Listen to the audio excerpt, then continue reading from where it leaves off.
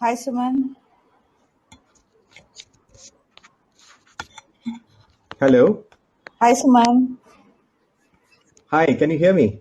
Yes, loud and clear. Awesome, awesome. Hi there. Hey, hi. Hi, Hi, Suman. Hi, Uday. Saundari. Good to see you guys. Thank you. Yeah, good to catch up with you, Uday. Thank you. Yeah.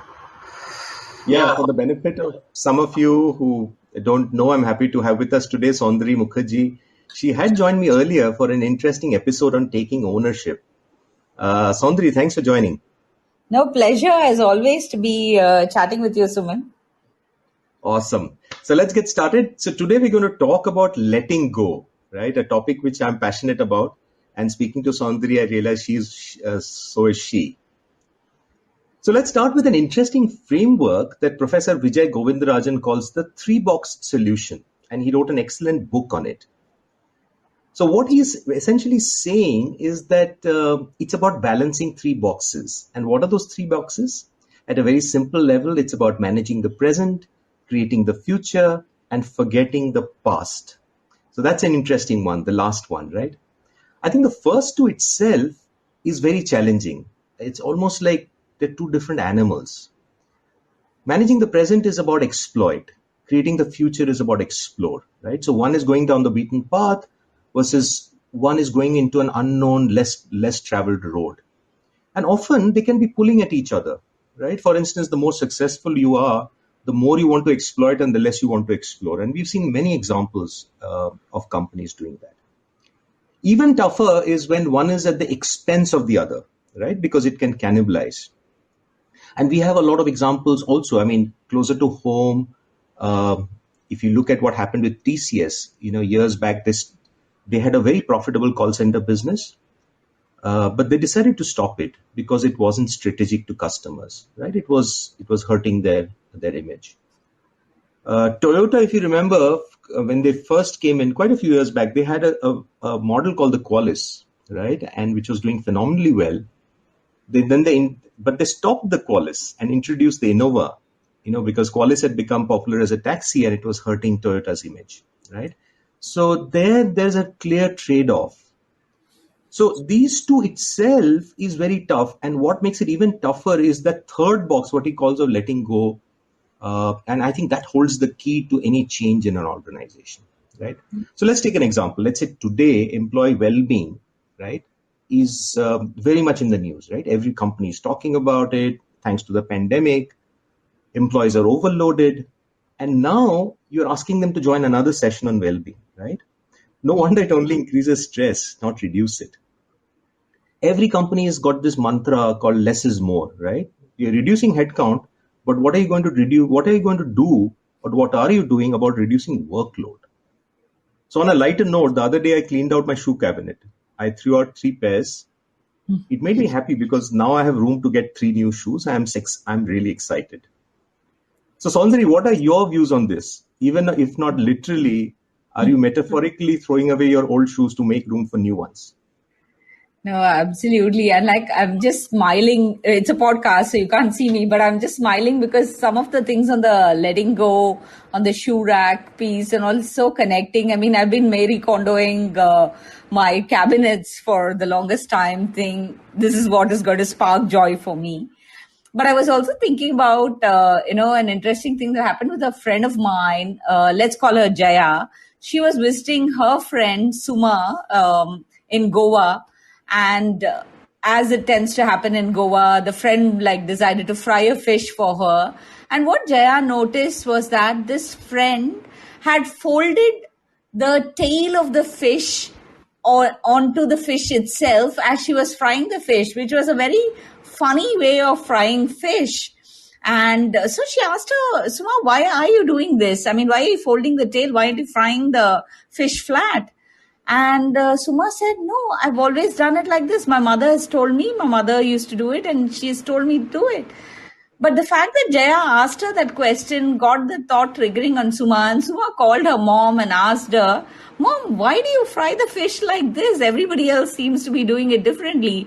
And her mom said, when I got married, my saucepan that I had was really small. The only way the fish would fit in was I had to fold it in. And it was like, it is so funny in the sense that somebody was repeating a process without having thought about why that process was being done in a certain way. And we see a lot of this happening, right, in organizations as well. We've always done it this way, kind of a thing. So it always makes me think, while I think of letting go, it also makes me think about why we need to get curious and ask questions so we can let go of what we were doing in the past. And I'm remembering Thomas Friedman. I think after he wrote World is Flat, there was an interview done with him, and he said that he would always hire for passion and curiosity. And he actually created an equation to say passion quotient plus curiosity quotient is greater than IQ. And he would hire for that. So Suman, I want to ask you again. This is what triggered, these are the first thoughts that triggered for me. How do we create these changes? You cleaned your shoe cupboard, but how do we really do these changes at a personal level? So, but before I answer that, I really like those stories. Very interesting. And especially the one with the saucepan. So I think the message there is very simple, that don't make assumptions in your head. Go and check for assumptions, right? That itself can clear out so many things. Totally. Now we can do many things, right? At a personal level, it's really about letting go of some mental models, some assumptions, some limiting beliefs. So let's look at, let's say somebody has joined an organization, right? At at an entry level, they would typically join as an individual contributor. Now, as they grow and they have come with a specific skill, right? At some point, they get promoted to a manager. Now, this itself is a huge paradigm shift. And I have seen a lot of people struggle to make that change because, fundamentally the job roles are different, right? As an IC, you're doing the work, whereas as a manager, you're getting the work done, right? That requires a complete different way of looking at things, right? As you grow a little more senior, you have a small team, you need to delegate. But again, because of, our fears, and you think that somebody else won't be able to do the job as well as you do, we hesitate delegating, right? And which is why we become our own bottlenecks for growth. We also make a lot of assumptions in our head, right? For instance, one assumption could be, I've joined this company. If I work hard, I will get rewarded. Because of which I don't network, I don't market myself, I don't make an effort to increase my visibility. All of them basically takes away from my chances of my getting, getting promoted or growth in the organization. It could be something as simple as your boss changing, right? Or you changing jobs. For instance, I'm in a particular company. Now, what has happened is I have come to the conclusion, I tried to speak up a few times, it didn't work, or maybe I got snubbed. So I have now created a mental model that if I speak up, I will be snubbed. So there's no point speaking up. Let me just keep my head down and do my work, right? It works fine in this company, but let's say I change jobs and I go to some other company and this doesn't work because the culture there is very different, isn't it? So even small changes essentially require us to rethink, reflect, and see what are the assumptions that we're making in our head that we need to change. Does that make sense? Yeah, no, so totally. It also feels very personal, and especially as a entry level manager, first time manager, as you move into, mid level, a lot of the times we focus on our domain skills, and then to move from there to what is cross functional and also what is more relationship driven. I think a lot of the times initially it's a very task manager kind of a role, right? You're responsible for your task and you get your task done and that's it. And what happens as you become a manager, as you lead a team, as you work with a team, is you become a relationship manager where you're trusting your team to deliver the task and you're building relationships and opening doors for them. And this is like totally what happened to me when I was at ANZ, when like I had relationship managers working with me. And my job, I realized, was to really make things happen for them, to facilitate things happening for them. It was not to sit and just pour over balance sheets and figure out things. That was like sort of underlying taken for granted. And I like what you said about networking as well. And I think a lot of people have itself, right? Saundari, we're losing you a A bit. lot of times what it's reframes, and I read reframe about networking on how are you releasing. Can you hear me now? Yes, it's better. Suman, can you hear me? Okay. Yeah, it's better now. No, I was just saying that a lot of the time, a lot of times we tend to hold on to our ideas as our identities, which is what Adam Grant said. Don't make your ideas your identities, and you really have to unlearn to relearn some of these things.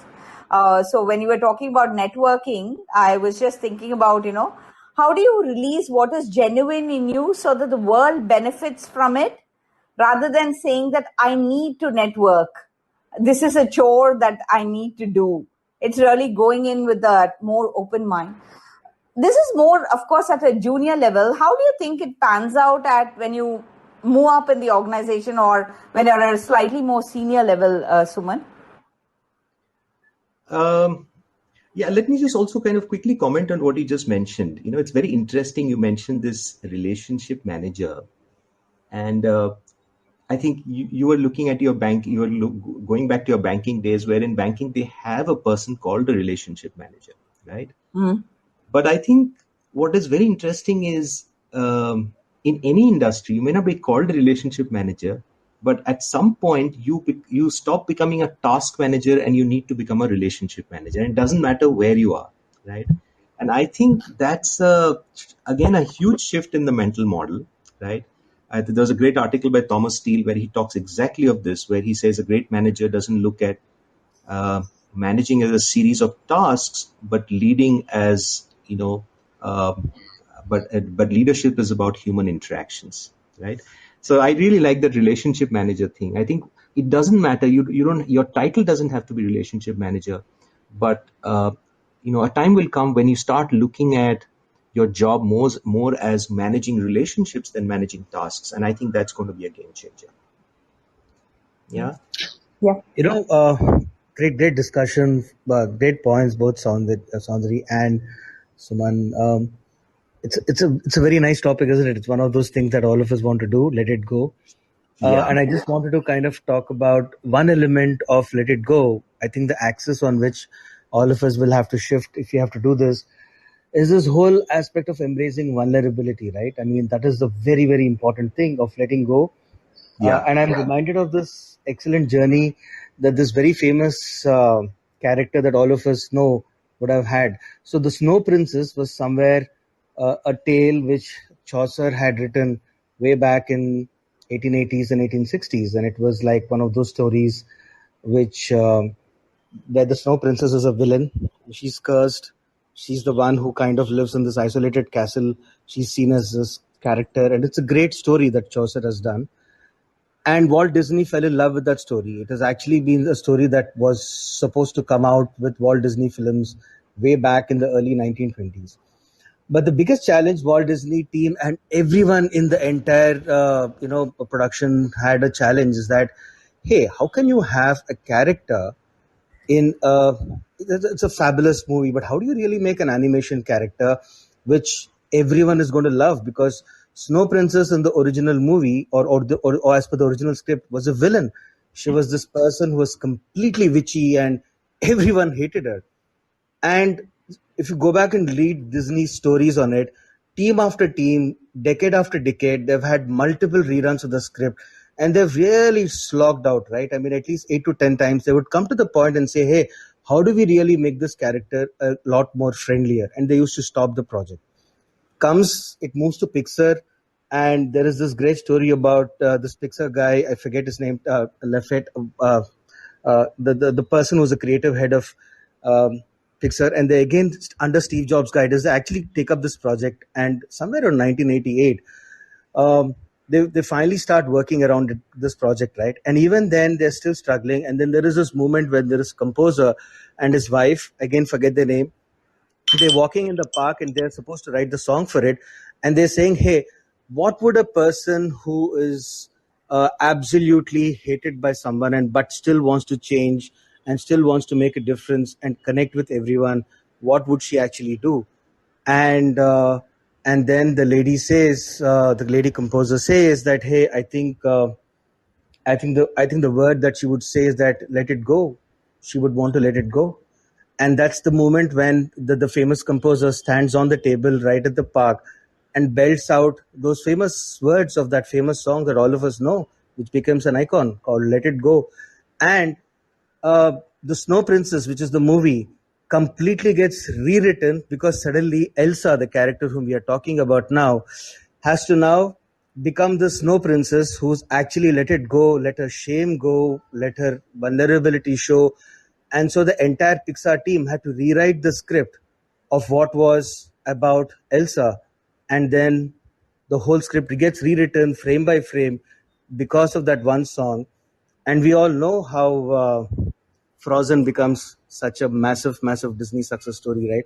And I like this journey of this movie whenever I talk about letting it go in the sessions, simply because it is that one axis. I mean, you can do everything else. You can tick a lot of boxes, but if you're not ready to accept the change and the vulnerability, as a leader, it's almost impossible to let it go, and your teams will not get you properly.